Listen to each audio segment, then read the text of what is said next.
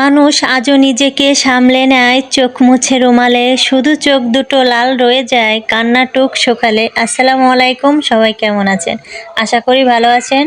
চলে আসলাম আর একটা daily blog video নিয়ে। আজকে হচ্ছে আমি পাবদা মাছ রান্না করব। তার জন্য যে পেঁয়াজ মরিচ এগুলো একটু তেলের সাথে ভেজে নিলাম, আর সাথে হচ্ছে আমি টমেটো কুচি দিয়ে দিলাম। প্রথমে ভেবেছিলাম টমেটো দিয়ে পরে অন্যভাবে রান্না করব, দেন হচ্ছে রান্না যখন চুলায় বসিয়ে দেই তো মন মানসিকতা অন্যদিক চলে যায়। দেন তার জন্য আমি যে টমেটো দিয়ে তারপরে হচ্ছে লবণ হলুদের গুঁড়া দিয়ে একটু কষিয়ে নেব। এই রান্নাটা আজকে অন্যভাবেই করব ভাবতেছি। তো তারপরে হচ্ছে আমি ঢাকনা দিয়ে ঢেকে দিই বেশ খানিকক্ষণ।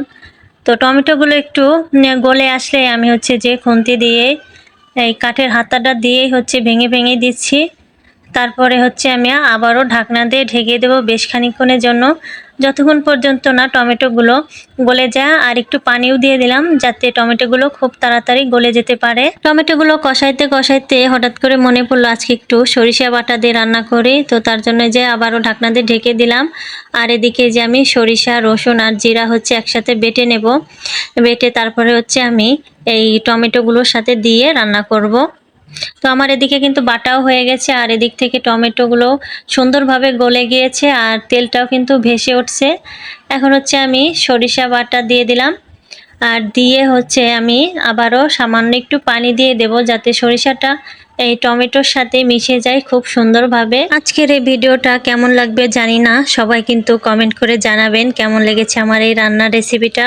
তো এখনও কিন্তু এই রান্নার রেসিপির কোনো নাম দেওয়া হয়নি, আর এই তো মেশানো হয়ে গেছে। এখন আমি একটু পানিও দিয়ে দিলাম। এই রেসিপিটার কি নাম দিলে ভালো হয় অবশ্যই কিন্তু জানাবেন। আর এই তো আমি এখন হচ্ছে পাবদা মাছগুলোও দিয়ে দিলাম, আর দুইটা মাছ থেকে ডিমও হয়েছে, তো ডিমগুলোও আমি দিয়ে দিলাম। দিয়ে সুন্দরভাবে নেড়েচেড়ে মিশিয়ে নিচ্ছি মশলার সাথে, যেন মাছের সাথে মশলাটাও সুন্দরভাবে মিশে যায়। আর যতক্ষণ পর্যন্ত না এই মশলা থেকে তেলটা ছেড়ে দেয় আমি এভাবে এপাশ ওপাশ করে উল্টে পাল্টে মাছগুলোকে মিশিয়ে নিচ্ছি। আর দেখতেই পাচ্ছেন কত আলতো হাতে আমি কিন্তু মেশাচ্ছি যেন মাছটা ভেঙে না যায়। আর পাবদা মাছ যেহেতু নরম মাছ হয় তো খুবই সাবধানে আমি উল্টে পাল্টে নিচ্ছি। আর এখন হচ্ছে আমি ঝোলের জন্য পানি দিয়ে দিলাম। তো এই রান্নাটা আমি একটু গামাখা গামাখা করে রাখবো, মানে হচ্ছে যে একটু শুকিয়েই নেব পানিটা। এই তো পানি দেওয়া হয়ে গেছে, এখন আমি ঢাকনা দিয়ে ঢেকে বেশ খানিকক্ষণ রান্না করে নেব। তো প্রায় রান্নাটা কিন্তু আমার শেষের দিকেই হয়ে এসেছে। তো আমি তারপরে হচ্ছে আমি এপাশ ওপাশ করে সুন্দর করে নেড়েচেড়ে মিশিয়ে নিচ্ছি। আর লবণও চেখে দেখলাম যে লবণের পরিমাণ ঠিক আছে কিনা। তো লবণের পরিমাণ কম ছিল দেখে আমি আবার একটু লবণ দিয়ে দিলাম, আর উপর দিয়ে আমি একটু ধনিয়া পাতাও ছড়িয়ে দিলাম, দেখতেও সুন্দর লাগবে। আর ধনিয়া পাতার একটা ঘ্রাণ আছে, অসম্ভব সুন্দর লাগে। তো ফ্রাই প্যানের হাতাটা ধরে আমি একটু ঘুরিয়ে দিলাম। আর আমার রান্নাটা কিন্তু শেষ। তো আজকের মতন ভিডিওটা আমি এখানেই শেষ করব। তো সবাই ভালো থাকবেন, সুস্থ থাকবেন, আল্লাহ হাফেজ।